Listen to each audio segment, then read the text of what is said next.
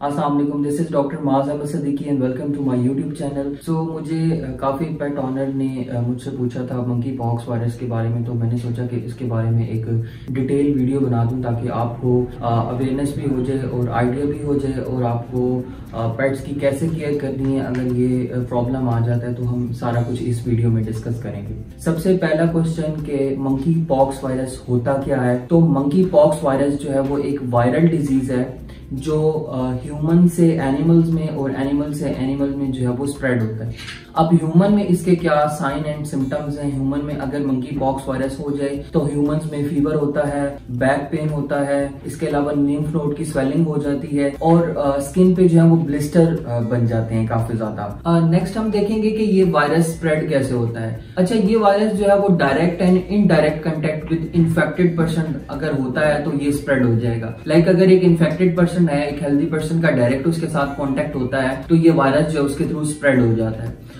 और एनिमल्स के थ्रू भी ये वायरस स्प्रेड होता है। अगर एक इन्फेक्टेड पर्सन है, उसका एक्सपोजर हो जाता है हेल्दी एनिमल के साथ, वो वायरस उसके अंदर एंटर हो जाता है। अब वो एनिमल आपके पास आता है, वो स्नीज करता है, कफ करता है, या अगर आपको कोई वुंड है तो उसके थ्रू जो है ये आपकी बॉडी के अंदर एंटर हो सकता है। इसके अलावा ये आपकी आईज, आपकी नोज और इसके अलावा जो टीयर्स होते हैं, मतलब कोई भी बॉडी स्क्रीशंस होती है, उससे जो है वो रिमूव होके और आपकी जो भी एंटरिंग पॉइंट है बॉडी के, तो आपको ये ख्याल रखना है कि किसी भी इन्फेक्टेड पर्सन के साथ एक तो डायरेक्ट कांटेक्ट नहीं करना आपने, और जो भी अगर कोई इन्फेक्टेड एनिमल है तो उससे आपने थोड़ा सा अवॉइड करना है। इसके अलावा अगर आप इन्फेक्टेड एनिमल का मीट वगैरह खा लेते हैं तो उससे भी ये वायरस आपकी बॉडी के अंदर स्प्रेड हो जाएगा। अच्छा, जो मोस्ट इंपॉर्टेंट क्वेश्चन है जिसके लिए मैंने ये वीडियो बनाई है कि क्या आपके पेट्स को मंकी पॉक्स वायरस हो सकता है या नहीं हो सकता, तो ये आज एक इम्पॉर्टेंट पॉइंट है। तो मैंने डिफरेंट रिसर्चेस को भी स्टडी किया है और इसके अलावा वर्ल्ड वाइड मैंने एक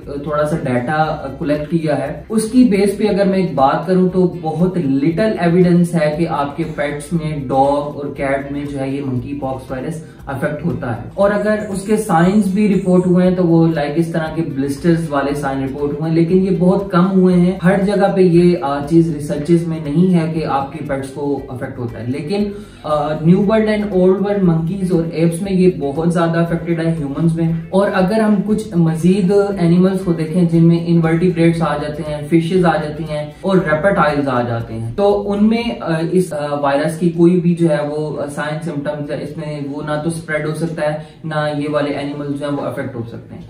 पेट्स का जो है, पेट्स का ये कि बहुत लो एविडेंस है। अब आपको बेसिकली करना क्या है, अगर ये अल्लाह ना करे जिस तरीके से कोरोना स्प्रेड हुआ था, ये वायरस बहुत ज्यादा स्प्रेड हो जाता है, तो आपको कैसे ख्याल रखना है अपना और अपने पेट्स का, तो ये बातें भी आपको माइंड में लाजमी रखनी है। सबसे पहली चीज कि आप जब भी पेट से कांटेक्ट करते हैं तो आप सबसे पहले अच्छे से अपने हैंड वॉश कर लें, और जब आप पेट से कांटेक्ट कर लेते हैं तो आप उसके बाद भी अच्छे से अपने हैंड वॉश कर लें।